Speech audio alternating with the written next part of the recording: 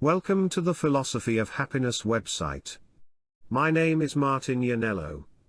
I created a system of philosophy that focuses on securing and improving the existence of humans and humanity, and our individual ability to develop a practical philosophy about it. This homepage outlines the foundational reflections of my work, and why it matters. Paragraph 1. Our happiness dilemma. Happiness has been a subject of intense philosophical consideration and struggle since recorded antiquity, and in people's minds and lives for much longer.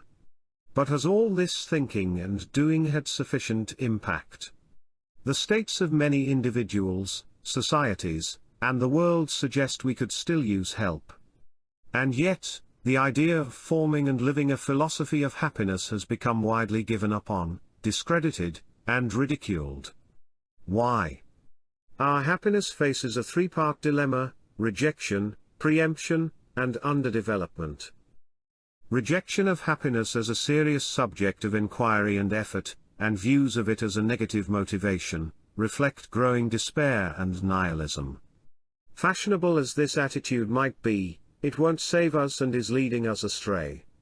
Without happiness as driving force, without its pursuit, nothing matters, and nothing worthwhile can be accomplished. To improve our lives, our surroundings, and the world, we must take positive charge. But happiness also has a bad name from treatments it has suffered lately. Charlatans, grifters, and ideologues have unrelentingly abused it.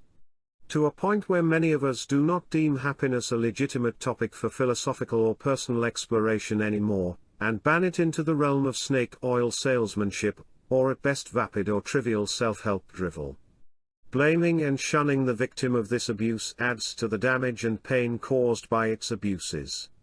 Not only for philosophy of happiness as subject of academic study, but also by disabling its critical role in the survival and thriving of humans and humanity. Acknowledgement of this importance used to be commonplace in popular and professional philosophy, in spite of all obstacles. Their struggles against those who would suppress, control, or manipulate happiness are as old as its promise. Religious and worldly politics and impositions have long stood in the way of a clear view and path to betterment. But modern developments and attitudes threaten to further curtail them. It seems time to reconnect to philosophical traditions of happiness with renewed ambition. However, upon closer inspection, such a reconnection is not as easy and productive as we might have thought. Great effort is indisputable. Countless theories of happiness publicized and practiced over the span of human existence prove how much humanity yearns for happiness. But how much happier has following any of them, even those conceived in good faith and ringing true, made us? And how much do their authors or proponents know, or bother, about what makes us happy? All kinds of authorities have been so busy trying to sell us on their ideas, recipes and plans for happiness, and we have been so preoccupied finding answers from them, that asking us about our notions of happiness may strike them, and us, as an odd proposition. We have been conditioned ourselves to believe against overwhelming evidence that others know more about our happiness than we possibly can. And instead of blaming their concepts for not working out, we have been flogging ourselves for not following the right ones or not following them enough. Or we blame circumstances for not allowing concepts to be adequately implemented. We keep ignoring the risks and failures of taking someone else's word for what makes us happy and how to attain or keep it, and how much our happiness should matter. Even if we do not subscribe to any of the creeds of happiness presented to us, their systematic coverage and insistence that we need their guidance may discourage us from forming or pursuing alternatives of our own. They may leave us deeming ourselves incapable of putting up anything close to their breadth and depth of consideration, or incapable of competing with their influences over our circumstances. This patronization and corresponding deference have caused and are continuing to cause great damage and misery to humans, humanity, and our environment beyond. Paragraph 2. A call for change. It is high time to change this desolation. It is time we empower ourselves to think, feel, and determine more for ourselves what our attitudes, principles, and practices for a good life, what our philosophy of happiness is and should be. Due to our conditioning, such self-confidence may seem preposterous, and even heretical to many. But if we dare to look at the nature of happiness and how it moves us, we grasp that naturally we not only can, but are entitled and obligated to come into our own. True progress toward happiness can only be made if we realize what makes us happy, and then realize what makes us happy. The reasons for this are simple: we differ from one another in who we are and in our circumstances.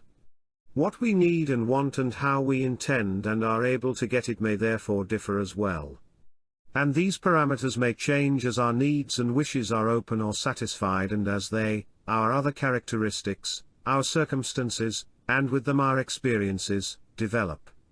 Our internal and external conditions lead to distinct chains of factual results and experiences of happiness and unhappiness for each of us. They create individual requirements, settings, paths, implements, and views on objectives and how they may be attained or maintained. Happiness is thus bound to have changing and diverse meanings and means for each of us. And every experience affecting our happiness joins the accumulation, amalgamation, and state of other emotions. All this makes happiness a deeply personal phenomenon. Only we can feel what makes us happy at or for any given time, including how it makes us happy and how happy it makes us. Only we can perceive and understand this in sufficiently competent detail to determine where we are and where, if anywhere, we need to go with our happiness. This means that we have the right, but also the duty to ourselves, to define and walk our own path through life, to take control of our happiness by having it guide us. We may benefit from suggestions provided by others, but the decision whether and how to apply them must be up to our considered judgment if we are to keep control of ourselves, and if we are to remain free to be ourselves. Paragraph 3. Prospects of happiness. Of course, we have much in common with other humans generally and with some in more particular aspects. We therefore share, and can share, much in our quest to secure and improve our existence, and the existence of what we hold dear. One of these commonalities is that we each are unique persons who wish to unfold our potentials and be loved and respected in our identities. These commonalities, even where we differ, create multitudes of opportunities for us to join, complement, and advance one another. Constructive connections and combinations develop as helpful or essential elements of individual pursuits.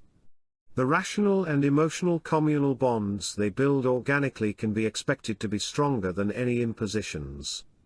As a result, associations of individuals and humanity in general stand to greatly benefit from the liberation of individuals to find, define, and pursue their happiness. And when we look closely, happiness reveals itself as the supreme organizational principle not only for individual humans, groups of humans and humanity, but for all of nature. This insight, and the insight that humans can ultimately only succeed as part of nature's concerns, open essential pathways toward human prosperity and survival on an individual and collective level.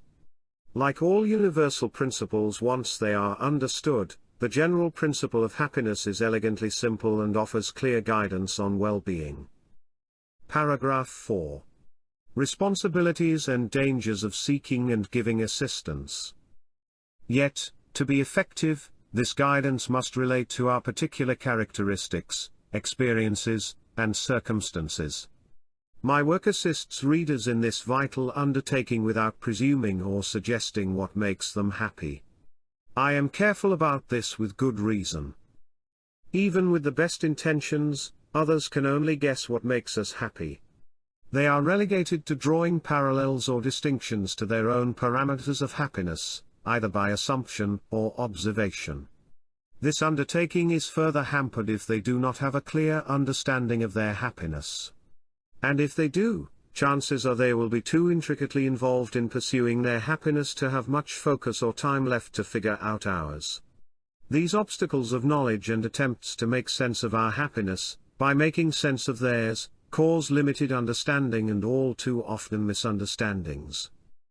Further, others might not care about, or might oppose, our happiness.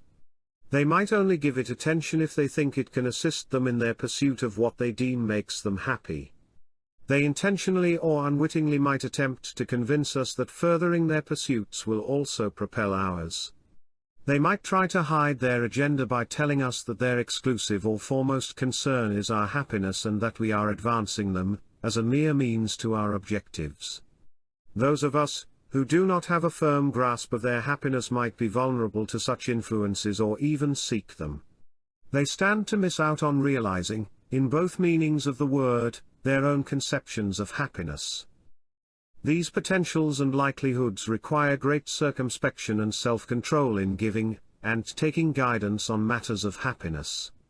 All I can, or anybody could, legitimately contribute to the happiness concepts of others is offer assistance in their process of self-realization.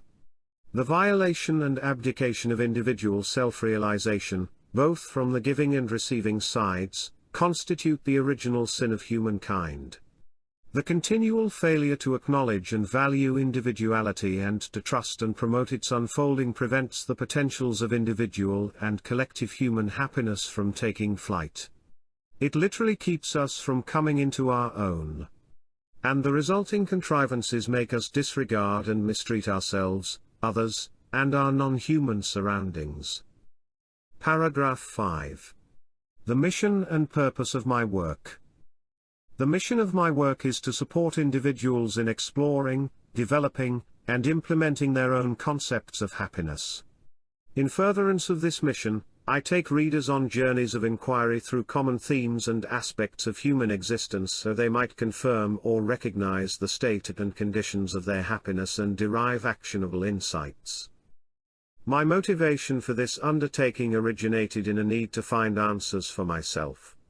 In this process, I noticed that the subject of happiness involves dimensions and affairs far beyond my immediate concerns that intensely reflect on these concerns. I would like to share these insights so readers can determine their validity and how they might apply to them in maintaining or improving their existence. I also would like to help humanity diminish and master its challenges, many of which originate from unreflected, short-sighted, forced, or misguided attitudes and pursuits. Only people who are curbed or deluded in their happiness, or ignorant of it, resort to strategies inflicting unnecessary disturbances and suffering. Happy people and those who understand happiness abhor strife, abuse, and destruction. They practice goodwill, love, healing, forgiveness, mutual support, and cooperation wherever they can. I wish I and everybody were surrounded by more such people. But the reality of the world is widespread torment of many kinds caused by unhappiness and perplexity about how to address it. I want to help mend this deficiency for my and everybody's sake, for future generations, and for the preservation and advancement of the precious nature of which we partake. This is the purpose of my books, presentations, articles, social media activities, and this website. My work is directed to the vast majority of humans, but not everybody. It exclusively focuses on individuals in full possession of commonly available faculties that enable them to form well-considered objectives and pursuits. It does not address people who are temporarily or permanently impaired in such faculties as a matter of developmental or pathological shortcomings or for other reasons. Addressing these is beyond the purview of my work and left entirely to otherwise trained professionals. Paragraph 6. Unfolding this website. If this is your first approach to this website, I have some suggestions on how to best ease into it. The directory section features a brief site page orientation. And the publicity section suggests a course of gradual acquaintance with the subject matters touched upon by this homepage. Available media for this undertaking include a wealth of written, audio, and video materials. The resources section provides a listing and description of these. Paragraph 7. Sharing and participation. I hope you find my work helpful. It is independently generated and published at great personal expense of time and effort, and without profit motive. Its success depends in large part on referrals from readers like you. So if you think this endeavor of empowering people deserves consideration, I'd appreciate your telling others. And please support my work by engaging with it on social media. See more about my platform activities in the social section of this site. Thank you and best wishes. Martin Yanello.